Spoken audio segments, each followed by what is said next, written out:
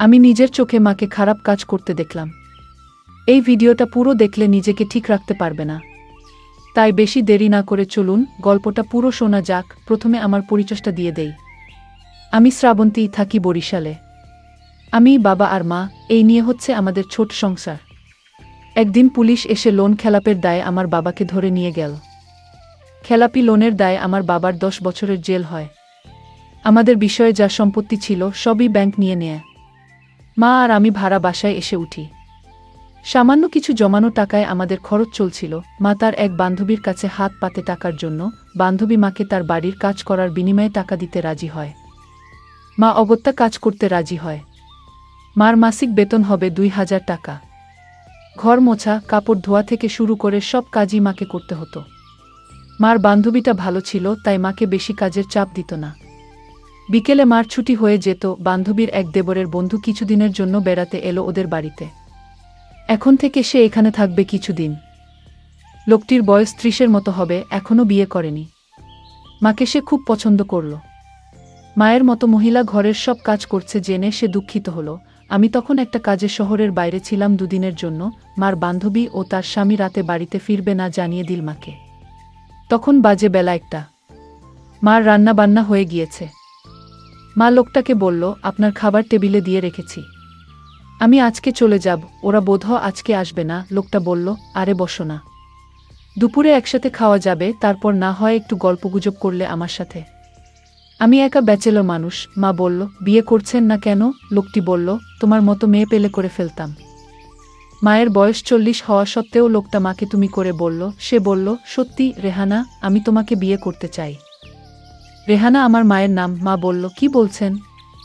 আমি বিবাহিতা, বয়সে আপনার থেকে অনেক বড়। আমার স্বামী জেলে, আমার মেয়ের বয়স 20 বছর। সে বলল, আমি এত শত বুঝি না রেহানা, তোমাকে আমার চাই। তোমার স্বামী তার বাকিটা জীবন জেলেই পার করবে। তোমার মেয়ে এখন বড় হয়েছে, নিজেরটা নিজেই ভালো বোঝে। তোমার তো এখনো যৌবন আছে, একটা স্বাদ আহ্লাদ আছে। আর কতদিন এভাবে নিজেকে প্রতারিত করবে? কেন জীবনের আনন্দময় মুহূর্তগুলোকে উপভোগ করবে না? তুমি আমাকে বিয়ে না করতে চাইলেও আপত্তি নেই, আমরা বিয়ে না করেও নিজেদের চাহিদা মেটাতে পারি, কেউ কিছু জানবে না। মা ইতস্তত করে কিছু বলতে গিয়েও থেমে গেল। রেহানা, আমি চাইলেই তোমাকে পেতে পারি, কেউ কিছু জানতে পারবে না, বাড়িতে কেউ নাই, তাই ওরা খারাপ কাজ করা শুরু করলো। ঠিক তখনই আমি মাকে ফোন করলাম। মা সেই অবস্থায় আমার ফোন তুলে মা আমাকে বলল, এখন সে ব্যস্ত আছে। মা বলল, আমাকে পরে ফোন করবে বলে ফোনটা রেখে দিল। কিন্তু কলটা মনে হয় কাটতে ভুলে গেছে। কেননা সবসময় ফোন আমি আগে কাটি। ফোন চালু থাকার কারণে আমি বিভিন্ন রকম খারাপ শব্দ শুনতে পেলাম। আমি নিজের কানকে বিশ্বাস করতে পারছি না। তখন আমার কাছে পুরো ব্যাপারটা ক্লিয়ার হয়ে গেল। মা কোনো কাজে এখন ব্যস্ত। আমি বুঝে গেলাম মা এতটা নির্লজ্জ হতে পারবে, আমি কল্পনাও করতে পারিনি। আমি ফোনটা কেটে মা স্বাধীনতায় হস্তক্ষেপ না করে, আমার মনে হলো তারও একটা জীবন থাকতে পারে, তার অধিকার যাই হোক। আমি আর কিছু না বলে কলটা রেখে দিলাম। ওরা বিকেল পর্যন্ত এক নাগাড়ে খারাপ কাজ করল। তারপর বিকেলে মা খাবার গরম করে দিল। আবার লোকটা খুব খুশি হয়ে মাকে ধন্যবাদ জানালো। মা সন্ধ্যার দিকে বাড়িতে ফিরল, কিন্তু আমার মনে সবসময় খারাপ চিন্তা হতে থাকে।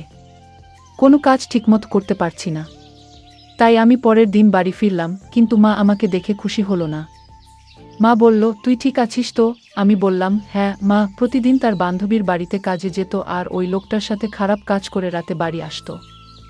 এইভাবে কেটে গেল কিছুদিন। আর যতদিন যাচ্ছে মার বিলাসিতা দিনে দিনে বাড়ছে।